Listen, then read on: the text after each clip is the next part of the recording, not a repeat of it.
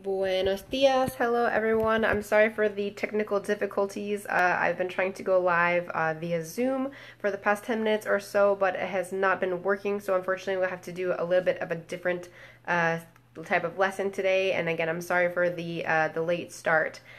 So buenos dias. Today is Friday. Hoy es viernes. It's the last day for this week of our community Spanish lessons every weekday at 10 a.m. So after today, you can tune in either to the children's Spanish, which is happening at 11 in a little less than an hour, and then after that, the next lessons will be starting on Monday for another community Spanish lesson at 10 and children's Spanish at 11. And Mondays we have a special, which I'll also be doing, which is community French at 12 p.m. on Monday. So that's what we have coming up. You can always find our schedule and all the upcoming lessons on our Facebook page, which you have inevitably found because you've come to the live video, so you know where to find our Facebook page. So I'm going to be doing a kind of extension on the lesson that I did yesterday to kind of take a step back and give a little bit more information and more practice for talking about our pronombres de objeto indirecto or indirect object pronouns. So that's something I mentioned in my video yesterday, and we covered a lot of ground. Yesterday's video was more a review for students who had already studied these concepts, but today I'm going to kind of back it up and look at both of those different types of objects in a little bit more depth and just focus today on the indirect object. So I had planned some things to show you on the computer, but again, because I'm having to improvise a little bit and do live from the phone, I don't have all my materials, but we can still cover some good ground together. And also because I'm on the phone, unfortunately, I know the text on my sheet is backwards, and I'm sorry about that, but I unfortunately cannot do anything about that on the phone. So just do your best, and I will post this document after the live. So if you need to take a look at it with the text facing forwards, I will have this posted so you can take a look. So, okay, so pronombres de objeto indirecto. So again, just to review, what does that mean when we say an indirect object pronoun? I know that's a lot of grammar words all in one spot. So a pronoun, first, pronombre means a word that replaces another word. So for example, what I said yesterday is, instead of, when I'm talking about myself, instead of using my name over and over and over again, I can refer to myself as I. So this word I is a replacement for my name. So that's what a pronoun is, and there's lots of different types of pronouns. Then for an objeto or an object, what that means is it's something that receives a verb, something that is impacted by a verb. And it could be in a direct or indirect sense, and that's what we're going to look at in a moment. But so, for example, like we did in our lesson yesterday, we said like yo como el pastel means I eat the cake. So the cake is the thing that's receiving the action of the verb. It's the thing that got eaten. So that's one example we did that yesterday for direct. But today we're going to be focusing on indirect. So again, now to go focus on the last part of that term. So an indirect object pronoun. So indirect meaning something that receives the action of the verb, but in a not completely direct way. So it's not the thing is not acted upon by the verb, but they receive something of the verb. So for example, in what we did yesterday, when we said yo doy un regalo a ella, for example, I give a present to her. So to her is the indirect object. So she is receiving, something, she is receiving the giving action, but it's not direct because I'm not giving her. Like I'm not picking her up and giving her as a person, giving her away to someone else. So she's not directly impacted by the verb, but she is indirectly impacted because she's still receiving the gift. So she's still receiving some of the action, but not in a direct way because she's not the gift herself.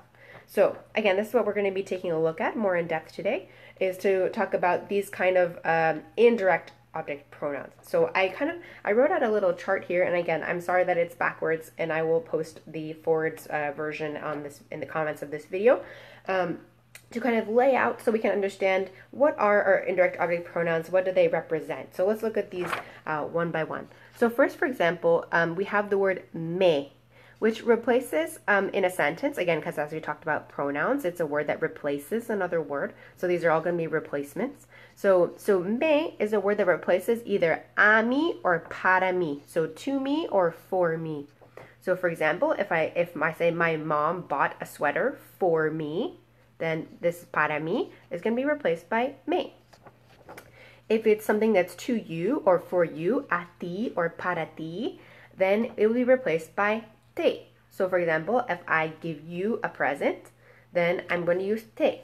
Te doy un regalo. I give you a present.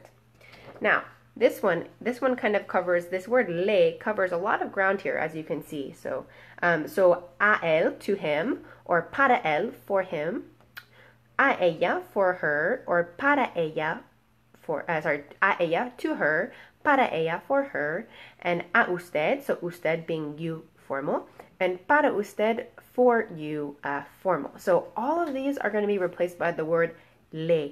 So one of the things we touched upon in our video yesterday is that when normally the function of this pronoun is so that we don't have to, we can kind of make our sentences shorter, we don't have to repeat the same thing over again. So normally this word would replace one of these words. But the problem with le is that because it can represent up to 6 different things, if we don't have another clue in our sentence, it might be confusing about if I say le, I don't know what is it referring to.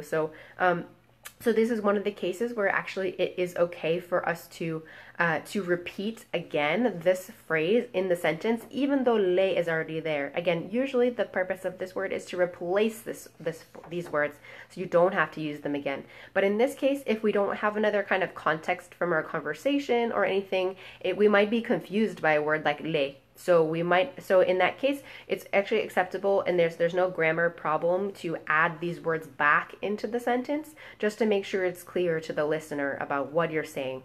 So for example, if I said, I give her a pencil, so I would say, yo doy un lápiz a ella. Okay, I give a pencil to her. Yo doy un lápiz a ella.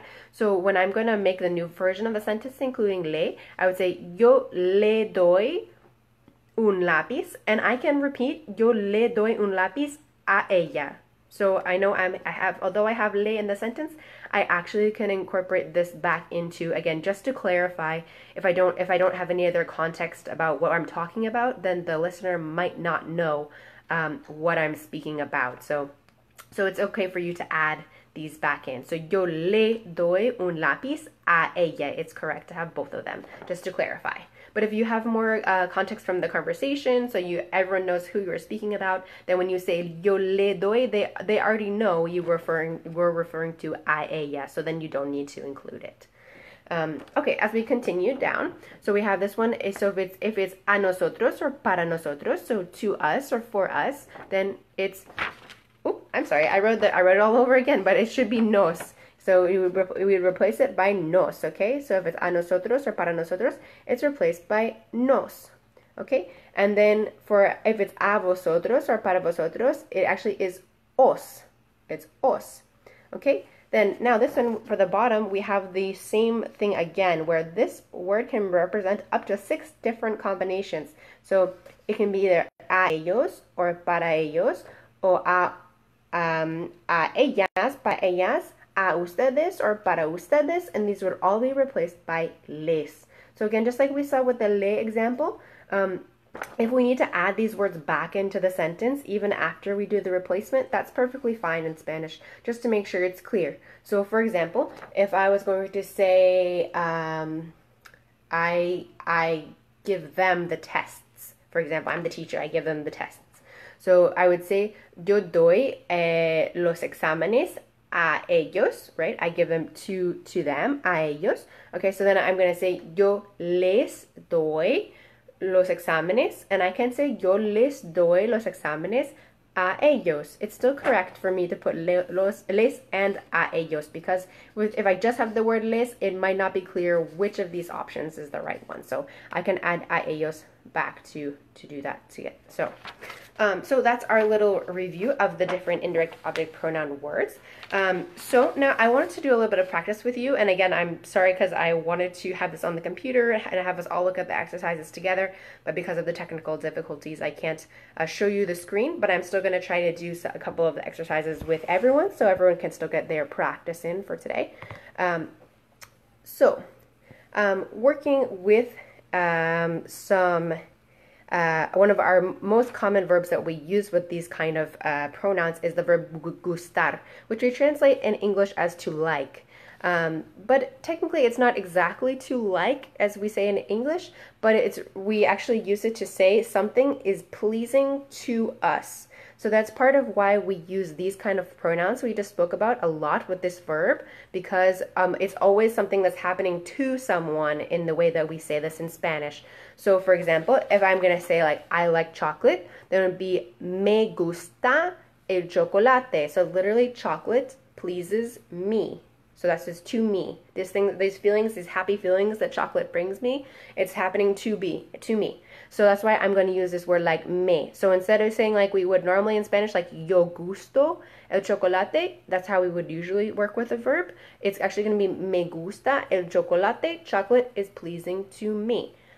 So we're going to practice a little bit together on words like this. So again, we're going to see how much we can do together, given that I can't show you the exercise, at least for today. So for example, if I am going to say, I like, in English, I like your brother, okay? Again, in Spanish, the way we were expressing this is, your brother pleases me. Like, he makes me feel happy, okay? This is the way we have to think about it with our Spanish brain, okay?